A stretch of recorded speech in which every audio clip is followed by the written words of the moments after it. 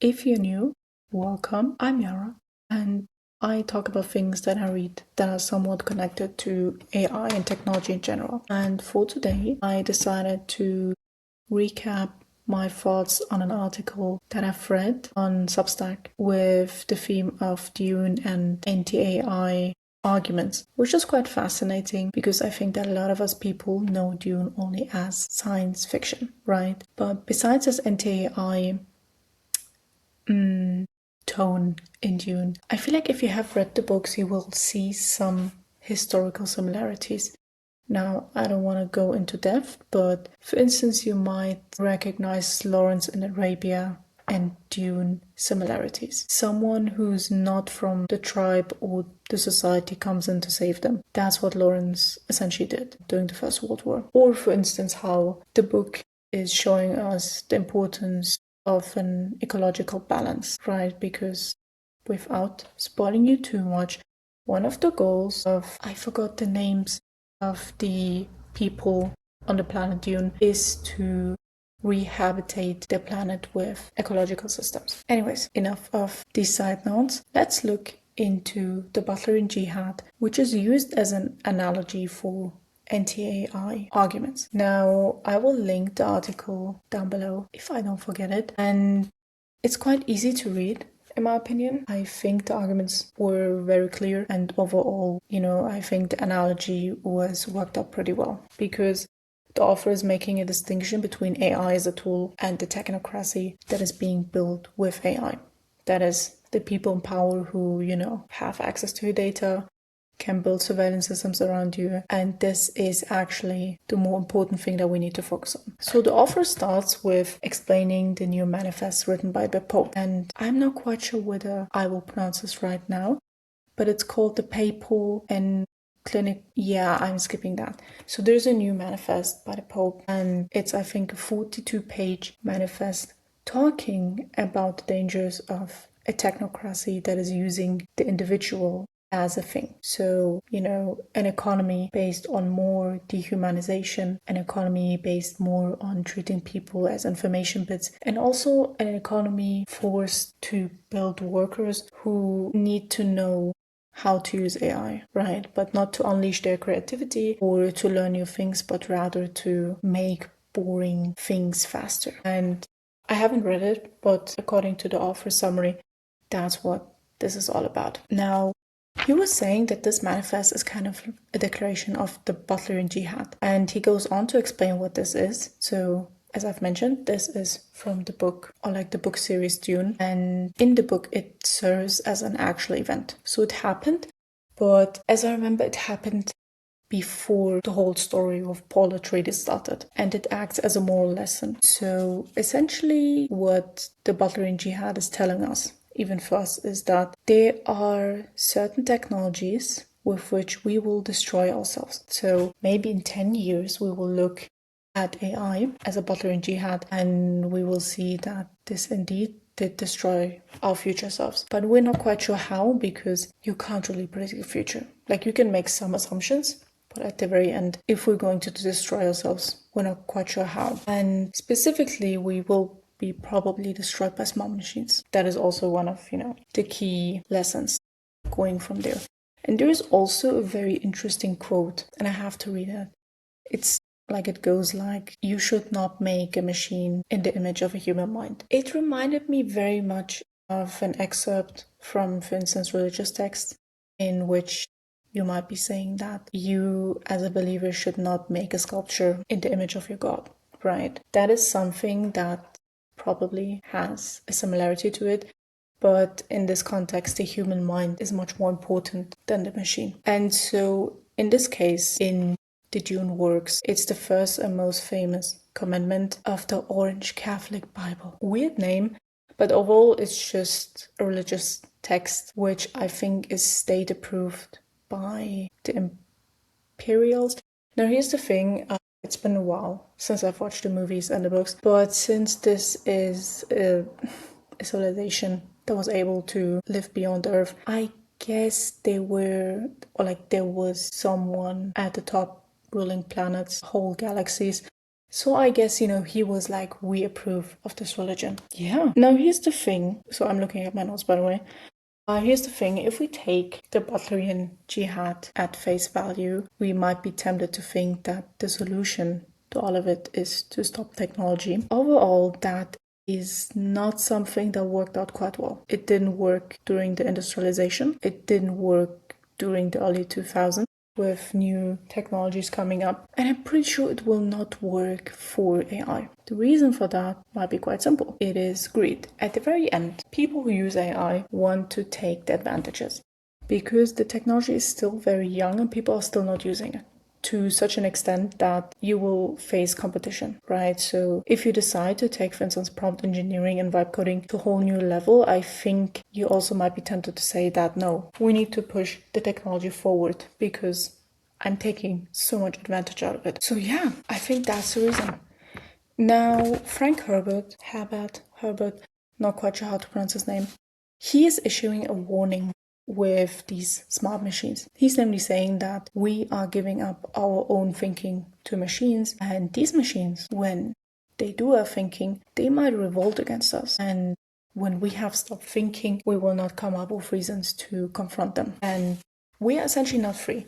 At this point, when we give machines our mind and our creativity without culturing our thoughts with technology, we are also losing an essential part of what makes us human. And that is our own, and we are enslaving ourselves. And maybe that is the process of how we destroy ourselves in the near future. It's just by giving up to think, right? And maybe an anecdote here.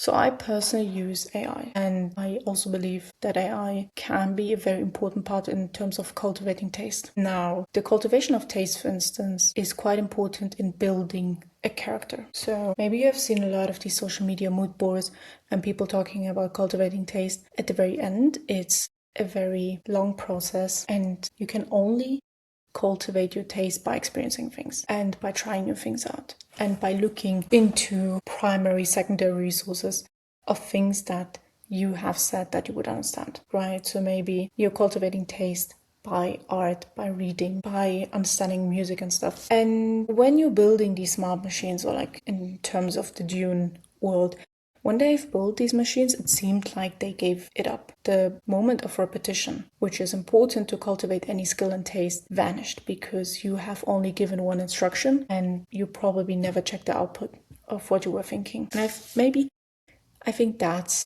the whole issue. It's that you don't want to interact with technology. So yeah, coming back to the topic. So the Butlerian Jihad, essentially the elimination of smart machines, was aimed at the technocracy behind it. And the question of who is wielding these powers, because the moment someone has access to these resources and can build more of these resources, how will you stand up for yourself if these technologies, for instance, go a certain way that you do not agree with? That's hard, right? Even collectively speaking, still hard. Like, you will need outliers to stop this development. Now, technology, as we now know it, has already created a new system of work. Maybe that's also a warning in Dune, namely Technofeudalism. I should be looking up words that I do not know how to pronounce, but essentially it's a system where you had dukes and kings exploiting their servants and peasants. And there is a Greek former finance prime minister,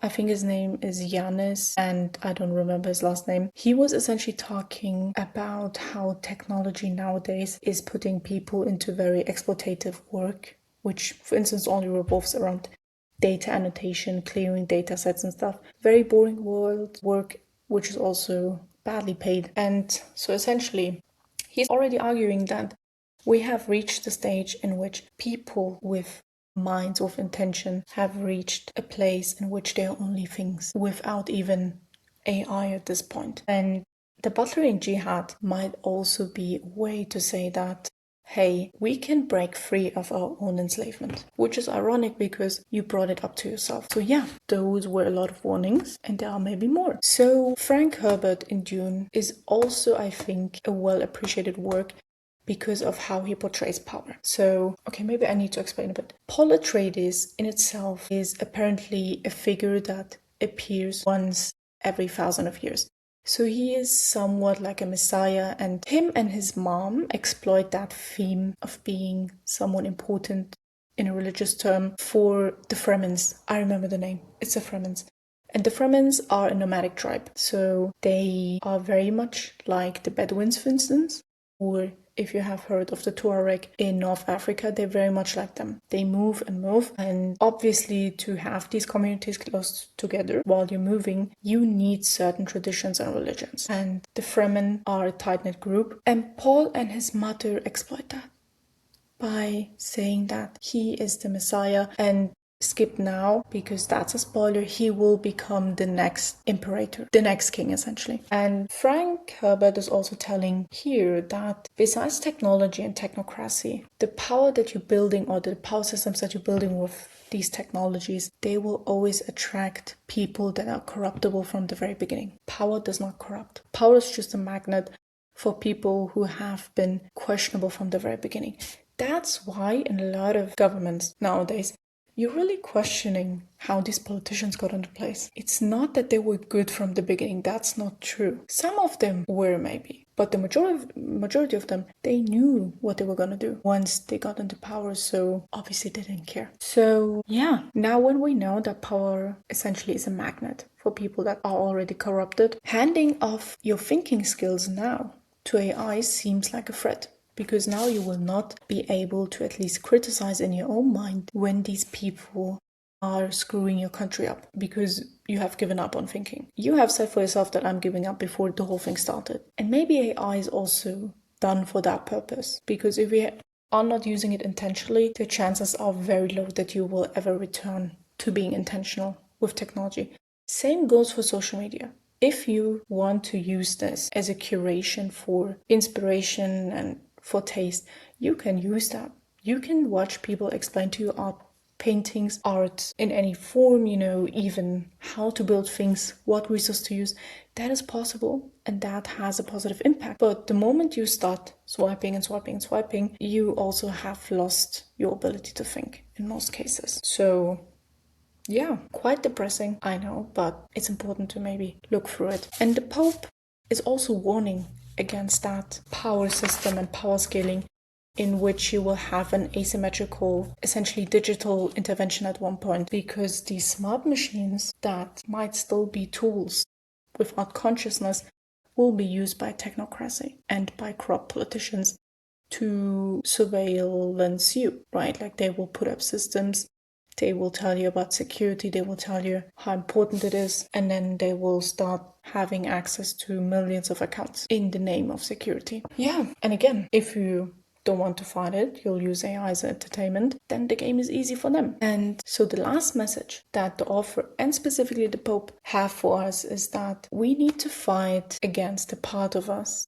the lazy part that wants to surrender our thinking to the machines. Because at the very end, these models are still imitations of us. And they're still not that good because they need a lot of resources and data centers and energy, while you and I, we can run on a Twix bar if it comes down to that. And maybe I want to offer a solution to this whole Butlerian Jihad, which is maybe a bit more positive. And it also comes from Dune. Namely, after this jihad happened, certain dukes and certain elites of the society in Dune started to teach Mentats. Mentats are essentially the human form of a computer. So they were very good at processing data, recognizing patterns, doing math at a very good level, and memorizing things. And these professions were incredibly sought after. So these Mentats had a free will to go everywhere they wanted. And they were paid extraordinarily.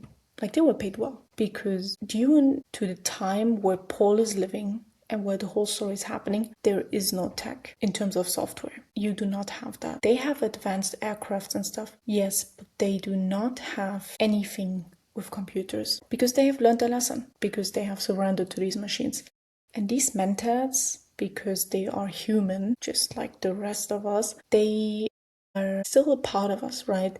They have used the part that wants to surrender the thinking of a machine and have made it essentially an excellent trait of theirs. So they have, I wouldn't say reverse engineered, but they have made a common negative trait in humans a very positive one, which means that you should be able to do this too, right? Like, I'm not arguing that you need to be a mentat. I think that's quite impossible to be because, again, it's science fiction. But maybe we can train our minds to be a bit more intentional with the things that we do.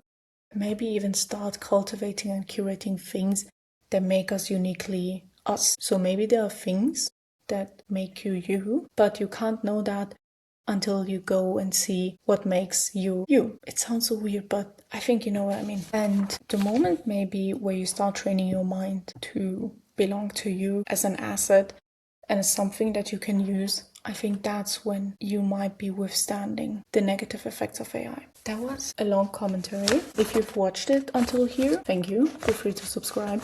And I hope you were able to learn something. See you until next time.